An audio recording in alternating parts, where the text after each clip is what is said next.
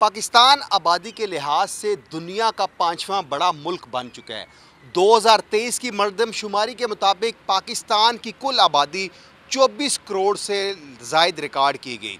वजारत बहबूद आबादी की जानिब से आगाही मुहिम ना होने की वजह से हर साल 55 लाख से ज़ायद बच्चे पैदा किए जा रहे हैं और बढ़ती आबादी के पेश नज़र जहाँ पे 40% आवाम समेत 22% बच्चे ग़िज़ाई किल्लत का शिकार हैं।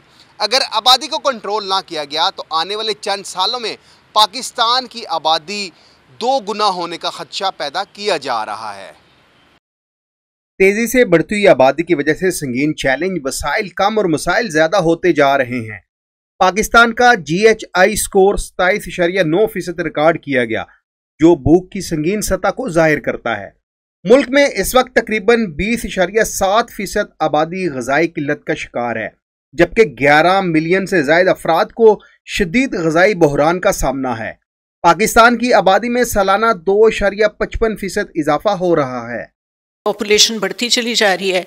अगर हम उस पॉपुलेशन के इंक्रीज़ को मैच ना कर पाएँ विद आवर फूड प्रोडक्शन, तो वो तो डेफिनेटली एक रिस्क बड़े से बड़ा बनता चला जाएगा। इस वक्त सिचुएशन भी इसी तरह की है कि पॉपुलेशन हमारी बहुत तेज़ी से बढ़ रही है और अभी की जो पॉपुलेशन है उसमें से भी अगर हम देखें तो तकरीबन 36% लोग जो हैं वो फूड इनसिक्योर हैं, यानी उनके पास काफ़ी खुराक नहीं है खाने के लिए। एक तो ये इसकी मेजरमेंट होती है। दूसरा है कि न्यूट्रिशन के लिहाज से, यानी ग़िज़ाई किल्लत, जो उसकी न्यूट्रिशनल वैल्यू है खुराक की, उसके लिहाज से भी बहुत असर पड़ रहा है। पाकिस्तान में आबादी के कंट्रोल पे काम तो बहुत पहले शुरू हो गया था। 1960s में बहबूद आबादी का महकमा बन गया था, उसकी कुछ पॉलिसीज़ भी हैं और उनके ऊपर वो काम भी उस वक़्त से हो रहा है।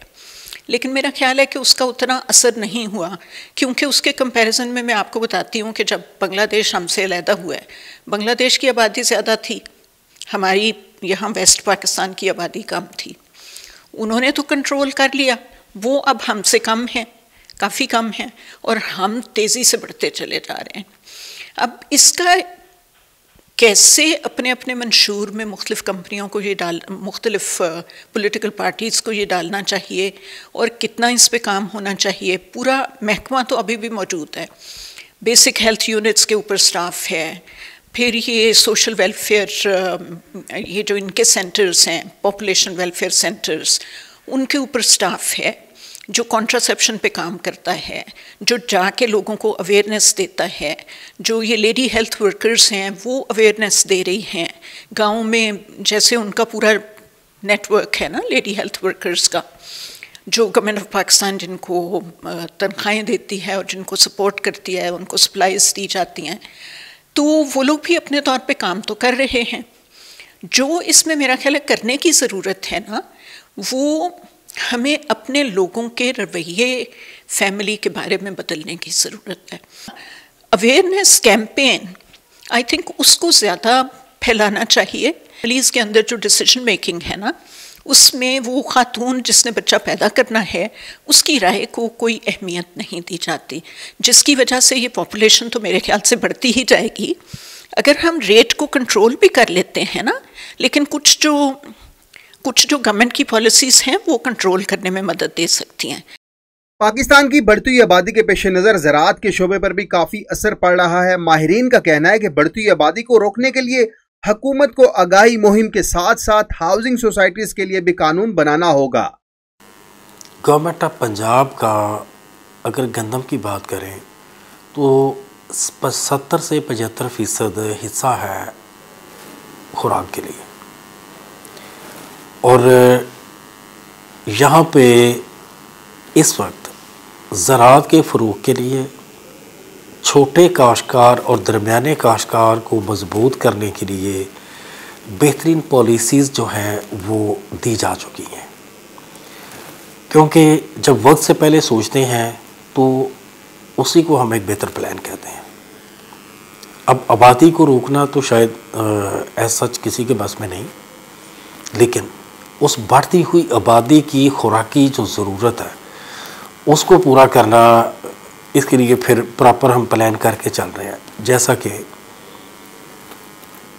हम इस दफ़ा 1,65,00,000 एकड़ पर गंदम काश्त करने जा रहे हैं पंजाब में, और FAO का स्टैंडर्ड है 124 किलोग्राम पर पर्सन फॉर 365 डेज़, जिसे हम कहते हैं कि पर कैपिटा उसकी जो रिक्वायरमेंट है 3.1 मांड। तो आप जब आबादी को इससे ज़रब देते हैं तो मेरे जो आपके नाजरीन हैं, जो आपकी वसातत से जिन तक ये मेरी बात पहुँचेगी, वो सब आसानी से देख सकते हैं कि इस पॉपुलेशन को कितने मन चाहिए होंगे। सच्ची बात तो यह है कि आपने ये मेरे दिल के ऊपर बात की है। अब मेरे बस में हो तो मैं शायद एयरफोर्स को लेके तो मैं सबसे पहले तो ये ज़री ज़मीन पे बनी हुई कॉलोनियों को उड़ा दूँ मैं, सबसे माज़रत के साथ, पर सबसे पहले मेरे लिए मेरा पाकिस्तान है। उसमें सादा सी बात यह है कि जो ग्रीन एरियाज़ को हम ब्राउन नहीं होने देंगे, ना ये बर्दाश्त कर सकते हैं, ना ही मुल्क अफोर्ड करेगा कि कल को क्या इस बढ़ती हुई आबादी जो है वो कंक्रीट खाएगी, बजरी खाएगी, पत्थर खाएगी, सीमेंट खाएगी, नहीं खा सकते। तो चुनाचे they must be a full stop. और ये जो हम सब के लिए, तमाम हुक्मरानों के लिए ये चैलेंज है, और गुड पॉलिसीज़ इसके लिए मजबूत पॉलिसीज़ अपनाना चाहिए। जिस तरह लैंड ग्रैबिंग एक्ट अपना आ रहा है, तो ये जो ग्रीन एरियाज़ के लिए भी इस तरह के एक्ट की अशद ज़रूरत है। माहिरीन के मुताबिक पाकिस्तान में फैमिली प्लानिंग के तरीकों से आगाही की कमी भी आबादी में इजाफे की एक बड़ी वजह है। बहुत से जोड़े खानदानी मनसूबा बंदी चाहते हैं लेकिन उस पर अमल नहीं कर पाते। पाकिस्तान में 2016 से बढ़ती आबादी से ग़िज़ाई किल्लत का सामना है और साल 2023 में 1,18,00,000 अफराद उससे मुतासिर हुए। बढ़ती आबादी के लिए अगर अभी से मनसूबाबंदी ना की गई तो आने वाले वक्त में जहां पाकिस्तान आबादी के लिहाज से दुनिया का नंबर 1 मुल्क बन जाएगा, वहीं ग़िज़ाई किल्लत को कंट्रोल करना भी नामुमकिन हो जाएगा।